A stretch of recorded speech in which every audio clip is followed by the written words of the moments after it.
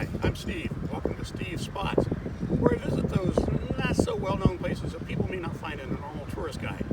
But today I'm at Fort Jefferson in the Dry Tortugas National Park down in Florida. Fort Jefferson lies on Garden Key, one of 7 small islands that comprise the Dry Tortugas, about 70 miles west of Key West in the Gulf of Mexico. As you can see, the fort is 6-sided with a large courtyard/parade ground, a drawbridge, and a moat. As a matter of fact, it's considered the largest masonry structure in the Western Hemisphere, with over 16 million bricks. Just imagine the work involved in putting this thing up brick by brick. Work began on the fort in 1846 and continued until 1875. Now, there were a couple of reasons that they discontinued construction. One was that this type of fort was becoming obsolete, and two, they really thought that continued construction might make this fort so heavy that it would actually sink the island.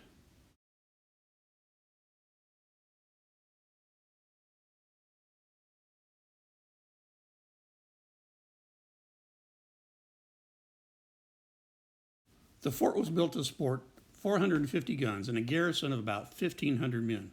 Here you can see the firing ports for the casements that housed the guns, and a view from inside the casements looking out along the outside walls, which, by the way, were over 3 feet thick.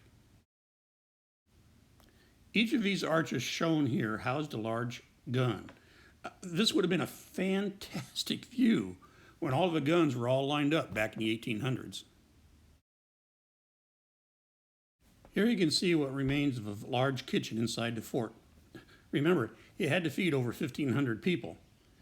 It was built higher than fort walls, about 3 floors high, so that it could catch the constant breeze and cool it down. However, unfortunately, eventually it did catch fire, it burned down, and it was never rebuilt. Now, this is something rather interesting. This is called a tidal flush toilet. And it was called that because when people went in and they did their business, everything went down the hole like that. And then when the tide came in and went out, it would flush everything away, in theory. It didn't always work all that well, though. This is a good view of the inside of the walls of the fort, showing the casements which housed the guns. Now, each archway that you see here held a large gun or cannon. Now, remember, as I mentioned earlier, this fort was built to hold 450 guns. It had to be an impressive sight when the guns were here, both from the inside and the outside. As you look at the large courtyard here, remember that a lot of these trees that you see weren't there back in the 1800s. Now, they did some of their military training here and some of their military exercises, but another thing you have to think about too is a lot of the soldiers had their wives and families here. So this courtyard was used for social events to try to help keep the morale up, not only of the soldiers, but of those wives and families. Now, the building here with the slanted roof is rather interesting. I've never actually seen one of these before in my life. In the day of wooden ships, red-hot cannonballs would be fired at them in an attempt to set them on fire. Well, this building was built to get those cannonballs red hot. A huge fire was kept underneath the building. 4 cannonballs at a time were placed in one end, and by the time they rolled down to the other end, they were red hot and ready to be fired. Now, I keep talking about the guns that were used here. Well, here's one type that was used. As you can see, it's huge. Now, also keep in mind that this thing was loaded from the front, so it took some time to do. Looking out a firing port like you can here right now, you don't see much. But some of these guns used here had a range of over 17 miles. If you look at the overhead shot of a fort, you'll see a walkway that goes all the way around. Now, this was for a sentry on duty, so that he could walk his post and inspect and guard the outside of a fort.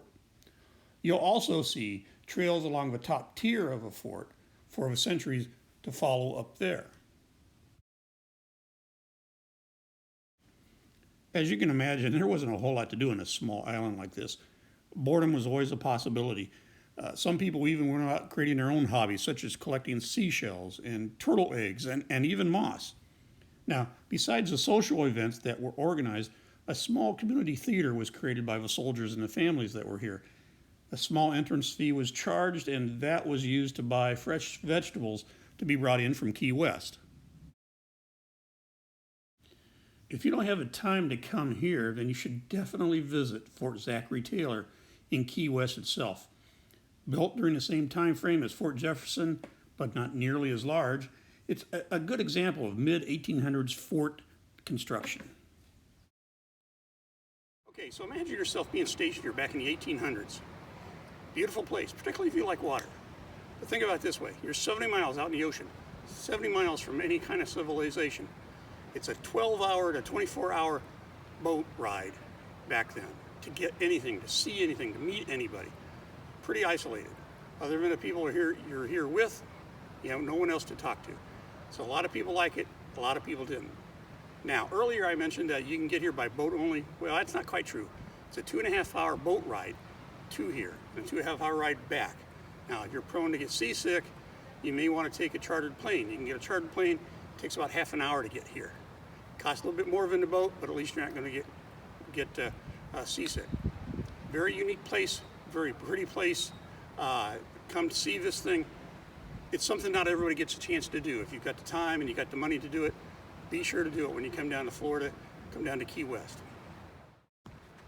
This is Steve. I'll see you next time on Steve's Spots.